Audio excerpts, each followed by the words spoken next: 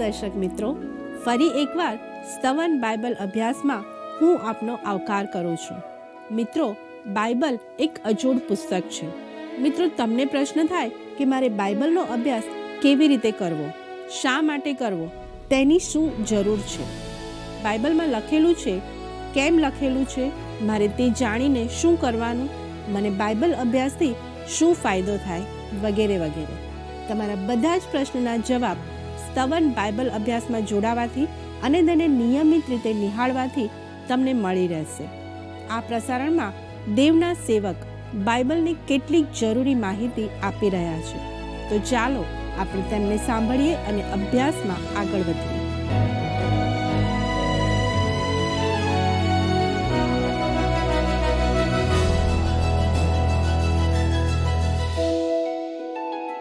પ્રિય મિત્રો, ગત કાર્યક્રમથી આપણે પવિત્ર બાઇબલનો અભ્યાસ કેવી રીતે કરવો તે વિશે શીખવાનો પ્રયત્ન કરીએ છીએ.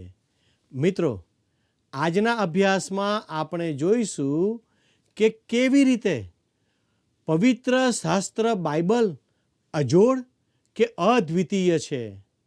મિત્રો, ઘણી બધી રીતે બાઇબલ અસાધારણ પુસ્તક છે. મિત્રો, ઉદાહરણ તરીકે તેના 2 લેખકો છે. બીજા શબ્દોમાં કહીએ તો ઈશ્વર તેના લેખક છે અને માણસ પણ તેનો લેખક છે. વાલા મિત્રો, ખરેખર તો બાઇબલ 40 લેખકો દ્વારા આશરે 1500 વર્ષના સમયગાળામાં લખાયું છે. તેમાંના ઘણા માણસોએ એકબીજા વિશે સાંભળ્યું પણ ન હતું. ના તો તે 40 માણસો વચ્ચે કોઈ સાંઠગાંઠ હતી. તેમાંથી 2 કે 3 એકબીજાને મળ્યા હશે, પણ બાકીના તો બીજાઓ વિશે કશું જ જાણતા પણ ન હતા. અને છતાં તેમણે એવું પુસ્તક રજૂ કર્યું છે જેની અદ્ભુત અખંડિતતા બીજા કોઈ પણ લખાયેલા પુસ્તકો કરતાં શ્રેષ્ઠ છે. બીજું, તેમાં કોઈ ભૂલ નથી. દરેક લેખકે તેની લાગણીઓ તેની શૈલીમાં અને તેની પેઢીમાં વ્યક્ત કરી છે. દરેકમાં મર્યાદાઓ હતી અને દરેકે પોતાની રીતે ભૂલો કરી. મિત્રો, બિચારા મૂસા પ્રબોધકે ભૂલ કરી, પણ જ્યારે તેણે પંચગ્રંથ લખ્યો ત્યારે તેણે કોઈ ભૂલ ના કરી. મિત્રો, તમે જોયું, બાઇબલ માનવ રચિત હોવા છતાં તે ઈશ્વર રચિત પુસ્તક છે. મિત્રો, તે ખૂબ જ માનવીય પુસ્તક છે. જુદા જુદા માણસો અને જુદી જુદી જીવનશૈલીથી જીવતા માણસોએ તે લખ્યું. જેમાં કોઈ રાજકુમાર છે તો કોઈ ગરીબ, કોઈ અત્યંત બુદ્ધિશાળી છે તો કોઈ સામાન્ય છે. મિત્રો, ઉદાહરણ તરીકે જોઈએ તો ડૉક્ટર લુક જ્યારે કોઈને ગ્રીક ભાષા પ્રચલિત હતી તે સમયગાળામાં મહદઅંશે શ્રેષ્ઠ રીતે ગ્રીકમાં લખે છે. તેમનું ગ્રીક અદ્ભુત છે. પણ મિત્રો, સિમોન પીતર માછીમાર, તેણે પણ ગ્રીકમાં લખ્યું છે. તે સામાન્ય હતું, પણ ઈશ્વર પવિત્ર આત્માએ તે બંને માણસોનો ઉપયોગ કર્યો છે. ઈશ્વરે તેમના વિચારો અને લાગણીઓ જેવા હતા તેવા વ્યક્ત કરવા દીધા. અને છતાં ઈશ્વરના આત્માએ તેઓને એવી પદ્ધતિથી નિયંત્રિત કર્યા કે ઈશ્વર જે કહેવા માંગતા હતા તે જ તેમણે વ્યક્ત કર્યું. વહાલા દર્શક મિત્રો, પવિત્ર પુસ્તક બાઇબલ પુસ્તકની આ જ અજાયબી છે. તે ઈશ્વરકૃત છે. બાઇબલમાં 2500 વાર લખવામાં આવ્યું છે. દેવે કહ્યું કે પ્રભુએ કહ્યું કે પ્રભુએ આમ કહ્યું. ઈશ્વરે સ્પષ્ટ કરી દીધું છે કે તે આ પુસ્તક દ્વારા બોલી રહ્યા છે. તે પુસ્તક તમને જીવન વિશે જણાવી શકે છે, કેમ કે વિનાશી બીજથી નહીં પણ અવિનાશીથી દેવના જીવંત તથા સદાકાળ રહેનાર વચન વડે તમે ઈશ્વરના વહાલા બાળક બની શકો છો. તે માણસ સાથેની વાતચીત છે. અને જો ઈશ્વર અત્યારે સ્વર્ગમાંથી બોલે તો તે તેમણે જે કહ્યું છે તે જ ફરીથી બોલશે, કારણ કે તેમણે આ પેઢીને જે પણ કહેવાનું હતું તે કહી દીધું છે. અને એવું નથી કે તે આ બધું સવારે છાપું વાંચતા શીખ્યા હોય. જ્યારે માણસ ચંદ્ર પર ગયો ત્યારે તેણે એવું કંઈ શોધી કાઢ્યું નહીં કે જે ઈશ્વર જ્યારે તેમણે આપણને બાઇબલ આપ્યું તે સમયથી જાણતા ન હતા. તે એ જ ઈશ્વર છે જેમણે આજે આપણે જેમાં છીએ તે સૃષ્ટિને બનાવી છે.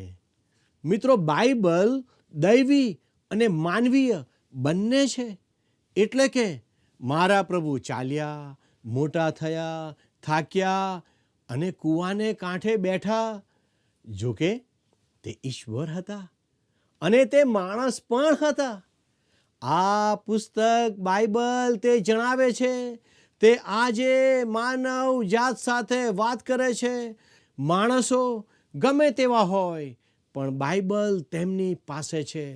બાઇબલ અકલ્પનીય પુસ્તક છે. બાઇબલ સૃષ્ટિ વિશે વ્યવહારિક સમજ આપે છે. વહાલા દર્શક મિત્રો, હું માનું છું કે બાઇબલ જે વસ્તુઓ છે તેનો સચોટ ખુલાસો કરે છે. તે ઈશ્વર જેમણે તેની રચના કરી છે તેને રજૂ કરે છે. તે મને સમજાય છે. મારા માટે તે સ્વીકારવું અશક્ય છે કે કશું ન હતું, તેમાંથી બધું બન્યું છે. મારા માટે માનવું શક્ય નથી કે કશું જ ના હોવું, તે બધું જ હોવા બરાબર છે. તેના કરતાં એવું ધારવું કે બધું જ કોઈકે બનાવ્યું છે, તે મારા માટે બધું સરળ છે. મિત્રો, મને લાગે છે કે જે કંઈ છે તે કોઈએ બનાવ્યું નથી. તે કરતાં તે વધુ વ્યવહારુ લાગે છે. અને તેથી બાઇબલ મને જણાવે છે કે તે કોઈક કોણ છે. તે કોઈક તો ઈશ્વર છે. અને ત્યાર પછી બાઇબલ ભૂસ્તર શાસ્ત્રના દૃષ્ટિકોણથી આજે જે બધું છે તે કેવી રીતે થયું અને આપત્તિવાદ દ્વારા આપણી આસપાસની સૃષ્ટિનો ખુલાસો પણ કરે છે. તે જે મને સમજ પડે તેવી રીતે બાઇબલ 6 દિવસની ભારે ઉત્પત્તિવાળી રચના સમજાવે છે અને પછી ભૂસ્તર શાસ્ત્રીય બાબતો દ્વારા વિશ્વવ્યાપી સાર્વત્રિક પૂરની દુર્ઘટનાને સમજાવે છે અને અન્ય તમામ પ્રકારના વૈજ્ઞાનિક મુદ્દાઓ સમજાવે છે. હવે વાલા દર્શક મિત્રો, હું તમને કહેવા માંગુ છું કે બાઇબલ અદ્ભુત પુસ્તક છે. જ્યારે આપણે તેને વૈજ્ઞાનિક દ્રષ્ટિએ જોઈએ ત્યારે તે વિસ્મય પમાડે છે.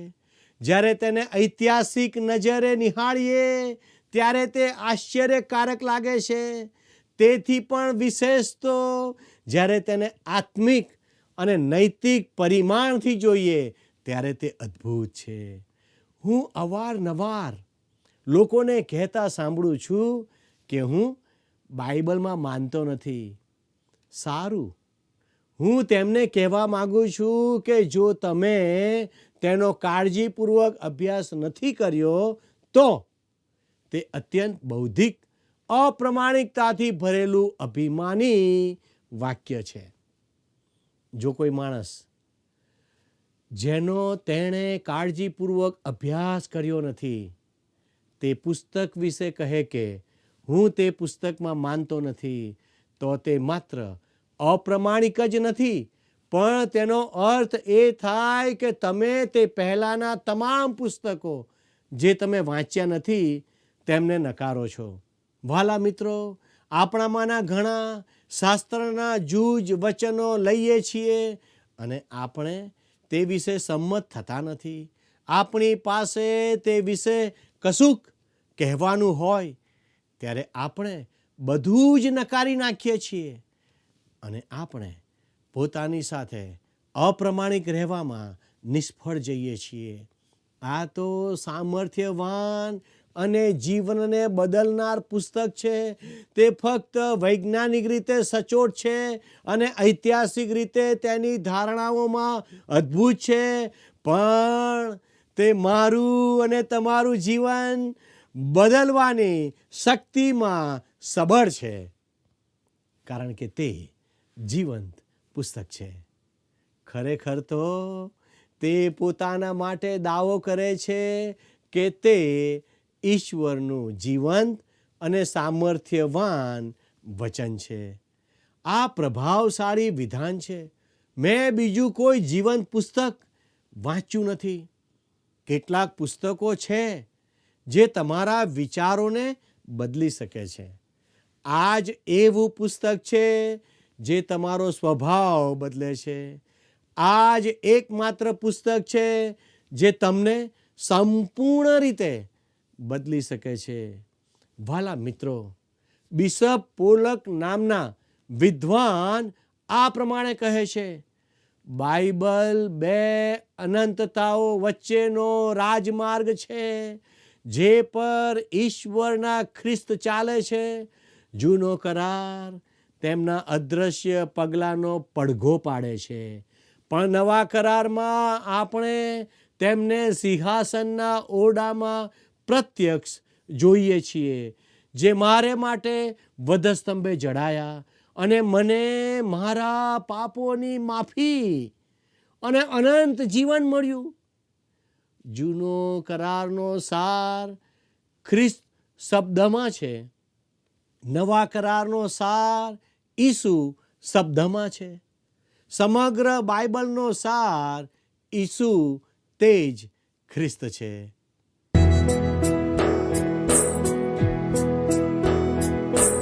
ઈસુ તારે કાજે અમે સર્વદા જીવીશું. ઈસુ તારે કાજે, તારે કાજે, તારે કાજે અમે જીવીશું. તારે કાજે, તારે કાજે અમે જીવીશું. ઈસુ તારે કાજે અમે સર્વદા જીવીશું. ઈસુ તારે કાજે.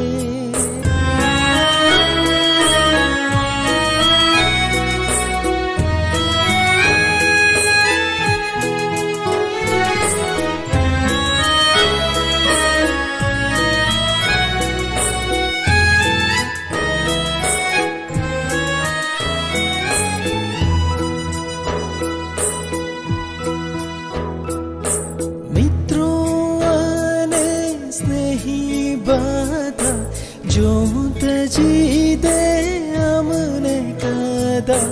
મિત્રો અને સ્નેહી બધા જોત જીદે અમને કદા. તો હે પ્રભુ તુજને સદા પ્રેમે ભજીશું. ઈસુ તારે કાજે, તારે કાજે, તારે કાજે અમે જીવીશું.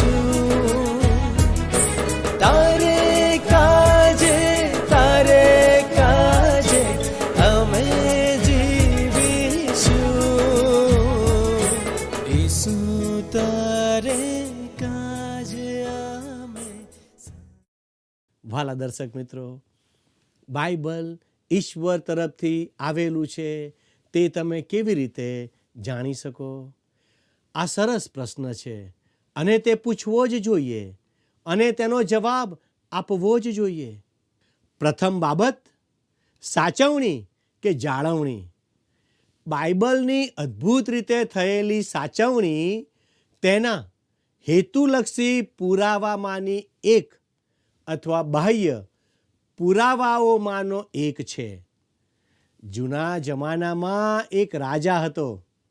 આપણે તેના વિશે યર્મિયા પ્રબોધકના પુસ્તકમાં વાંચીએ છીએ.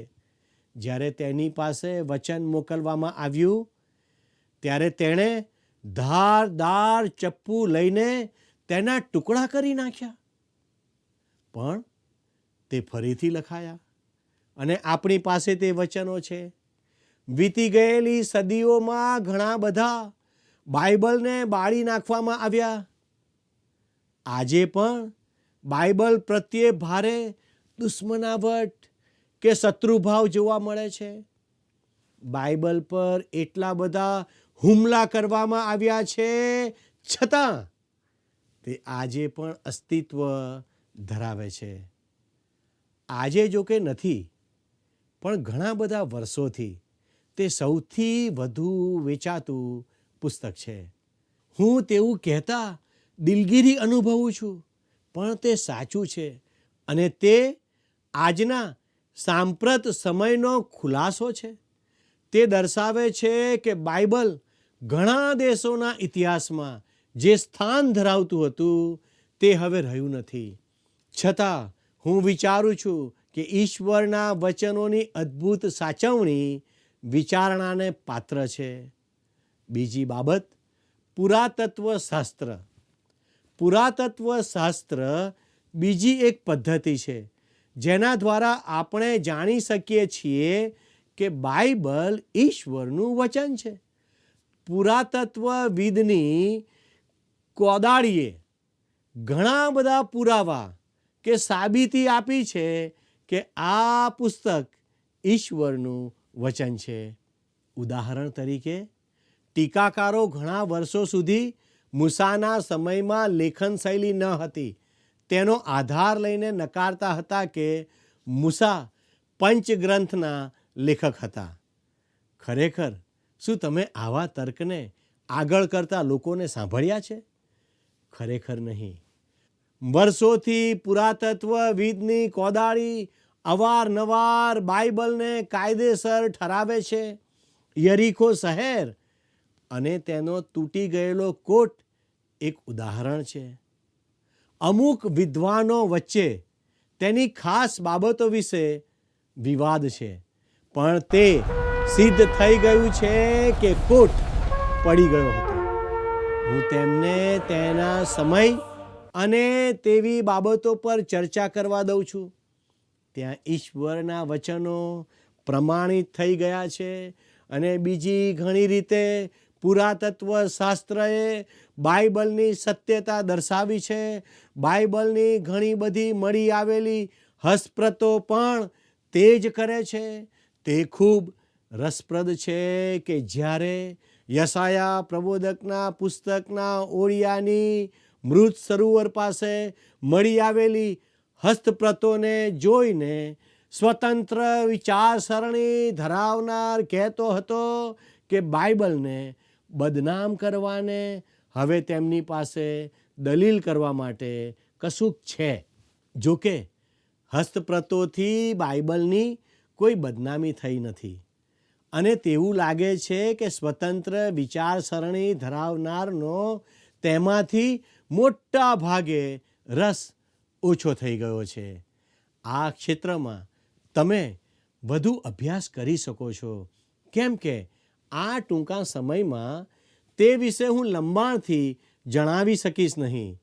વહાલા દર્શક મિત્રો, લાંબા વર્ષોથી બાઇબલની સાચવણી અને પુરાતત્વ શાસ્ત્રના પુરાવા કે સાબિતીઓને આધારે આપણે કહી શકીએ કે પવિત્ર બાઇબલ ખરેખર ઈશ્વરનું વચન છે. તે ઈશ્વર પ્રેરિત છે. માનવ લેખકો દ્વારા લખવામાં આવ્યું છે. આ વિશે વધારે જાણવા આગળના અભ્યાસમાં જોડાયેલા રહેશો. વાલા દર્શક મિત્રો, આ દિવસોમાં આપણે પવિત્ર શાસ્ત્ર બાઇબલનો અભ્યાસ કેવી રીતે કરવો તેનો અભ્યાસ કરી રહ્યા છીએ. જો આ અભ્યાસ કરતાં કરતાં તમારા હૃદયમાં મનમાં કોઈ પ્રશ્ન થાય તો તમે ચોક્કસ અમારો સંપર્ક કરશો. અમારા પ્રતિનિધિ આપના ફોનની રાહ જોઈ રહ્યા છે. આ અભ્યાસ વિશે આપ આપના મિત્રોને, આપના સગાઓને જરૂરથી જાણ કરશો, જેથી આપણે પવિત્ર શાસ્ત્ર બાઇબલનો અભ્યાસ કેવી રીતે કરવો તે શીખી શકીએ. ઈશ્વર આજનો આશીર્વાદ આપ સર્વને આપો અને ઈશ્વર આપ સર્વની સાથે રહો. એ જ પ્રાર્થના સાથે હું આપની વિદાય લઉં છું. આમેન.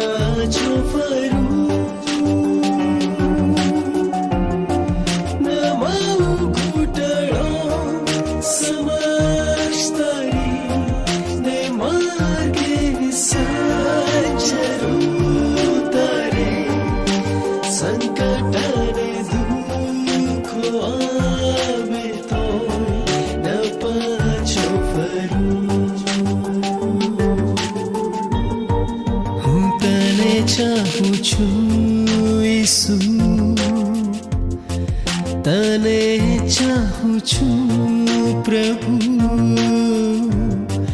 હું તને ચાહું છું ઈસુ,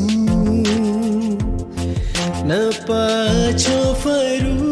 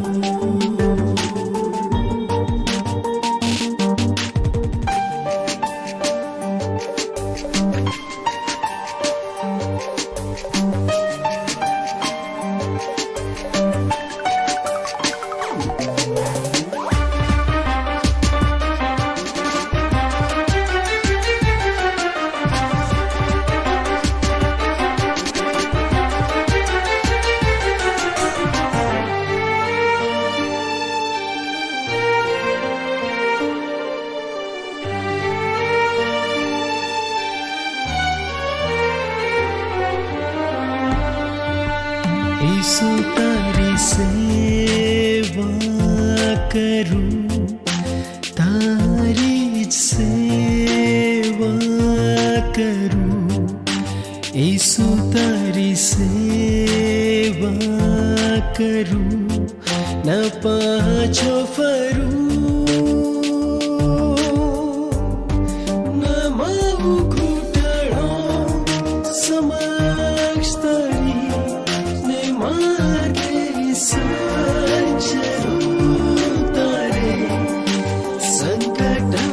દુઃખો આવે તો ન પાછો ફરું, નમાવું ઘૂંટણો સમક્ષ તારી, ને માર્ગે સાચરું તારે, સંકટ અને દુઃખો આવે તો ન પાછો ફરું.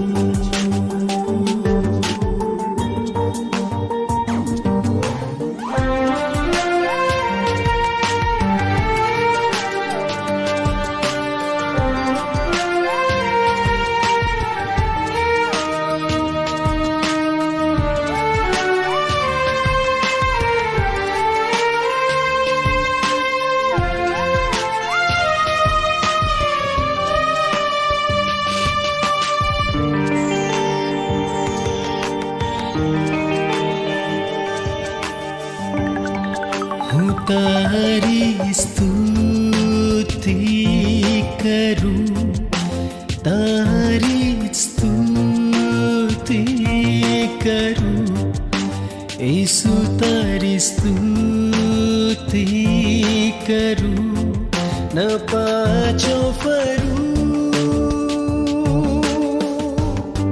નમાવું ઘૂંટણો સમક્ષ તારી, ને માર્ગે સાચરું તારે, સંકટ અને દુઃખો આવે તો ન પાછો ફરું,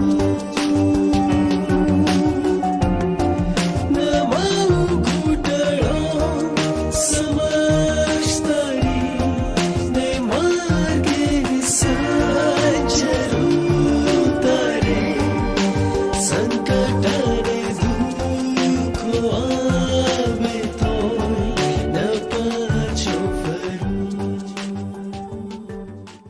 વાલા મિત્રો, લાંબા વર્ષોથી બાઇબલની સાચવણી અને પુરાતત્વ શાસ્ત્રના પુરાવા કે સાબિતીઓને આધારે આપણે કહી શકીએ કે પવિત્ર બાઇબલ ખરેખર ઈશ્વરનું સત્ય વચન છે. તે ઈશ્વર પ્રેરિત છે અને માનવ લેખકો દ્વારા લખવામાં આવ્યું છે. આ વિશે વધારે જાણવા અમારા આગળના અભ્યાસમાં જોડાયેલા રહેશો. મિત્રો, શું આજના કાર્યક્રમથી તમારા પ્રશ્નોનો જવાબ તમને મળી ગયો? જો હા, તો આજે જ અમને ફોન કરશો અથવા વોટ્સએપ મેસેજ કરશો અને તમારા પ્રતિભાવો અમને જણાવશો. મિત્રો, આજનો પ્રશ્ન છે, બાઇબલ કેટલા વર્ષના સમયગાળામાં લખાયો? A 1600, B 1500, C 1800, D 2000. મિત્રો, ગત પ્રશ્નનો જવાબ છે બી બાઇબલ. આપના પ્રતિભાવો અને આજના પ્રશ્નોનો જવાબ મોકલવા માટે અમારો ફોન નંબર છે 94 29 37 56 10. આભાર. શું તમને આ કાર્યક્રમ ગમ્યો? અત્યારે જ અમને મિસ કોલ કરો.